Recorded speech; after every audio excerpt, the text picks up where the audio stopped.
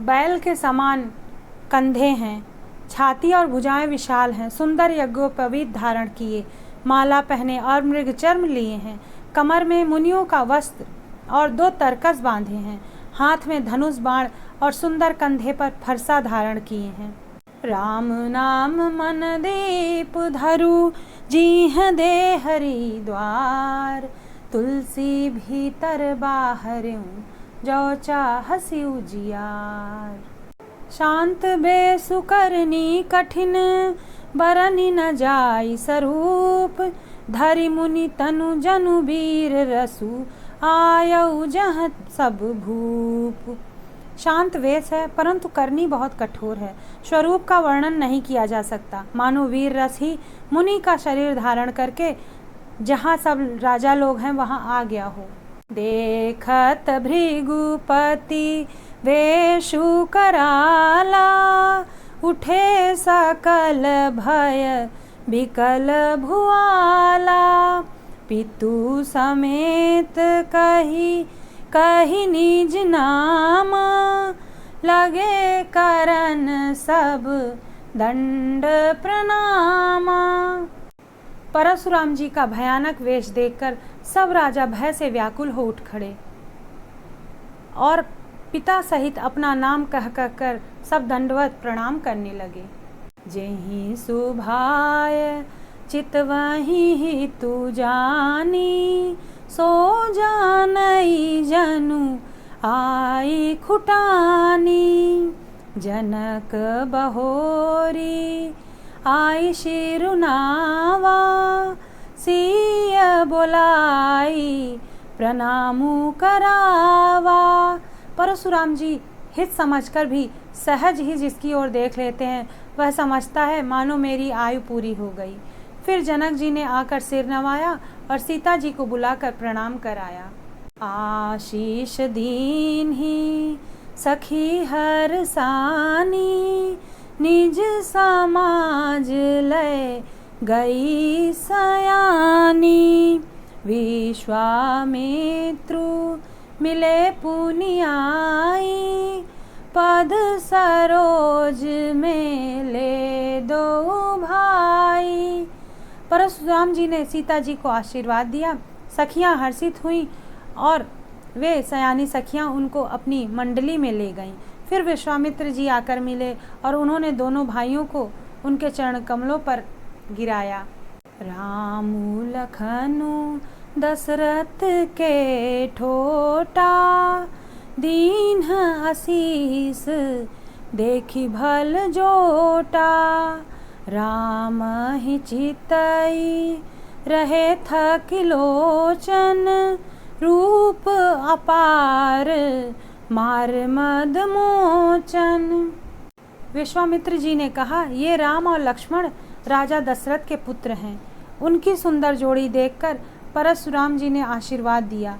कामदेव के भी मद को छुड़ाने वाले श्री रामचंद्र जी के अपार रूप को देखकर उनके नेत्र स्तंभित रह गए। राम नाम मन दीप धरु जीह दे हरि द्वार, तुलसी भीतर बाहर जो चाहसी उजियार। बहुरी बिलो की विदेह सन, कहूँ काह अति भीर, पूछत जानी अजान जिमी, व्यापेउ को शरीर। फिर सब देखकर जानते हुए भी अनजान की तरह जनक जी से पूछते हैं कि कहो यह बड़ी भारी भीड़ कैसी है। उनके शरीर में क्रोध छा गया।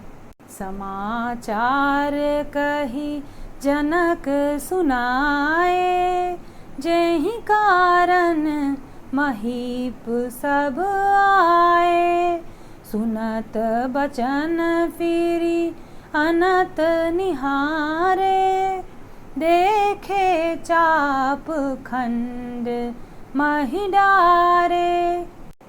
जिस कारण सब राजा आए थे, राजा जनक ने वे सब समाचार कह सुनाए। जनक के वचन सुनकर परशुराम जी ने फिर कर दूसरी ओर देखा तो धनुष के टुकड़े पृथ्वी पर पड़े हुए दिखाई दिए। अति ऋषि बोले बचन कठोरा, कहूँ जड़ जनक धनुष कै तोरा बेगी देखाऊ, मूढ़ नत आजू उलटाऊ मही जह लही तव राजू। अत्यंत क्रोध में भरकर वे कठोर वचन बोले, मूर्ख जनक, बता धनुष किसने तोड़ा, उसे शीघ्र दिखा, नहीं तो आज मैं जहाँ तक तेरा राज्य है वहाँ तक पृथ्वी उलट दूंगा। अति डरु उतरु देत नृपु नाहि, कुटिल भूप हर से मन माही। सूर मुनि नाग नगर नर नारी, सोचहि सकल त्रास उर भारी। राजा को अत्यंत डर लगा, जिसके कारण वे उत्तर नहीं देते। यह देखकर कुटिल राजा मन में बड़े प्रसन्न हुए।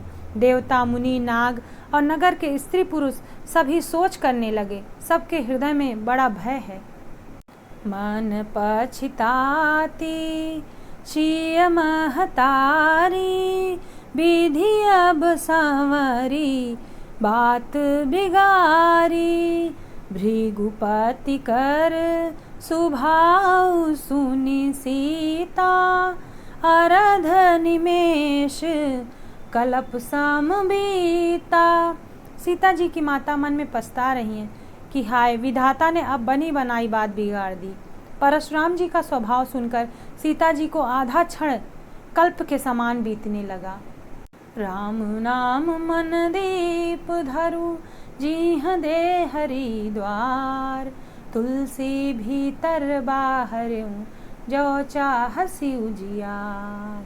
सभय बिलो के लोग सब जान जान की भीरु, हृदय न हरषु विषाद कछु बोले श्री रघुबीर। तब श्री रामचंद्र जी सब लोगों को भयभीत देखकर और सीता जी को डरी हुई जानकर बोले, उनके हृदय में कुछ विषाद और हर्ष नहीं था। अर्थ सहित क्रम में रामचरितमानस सुनने के लिए please subscribe inspirational path. Thank you for watching.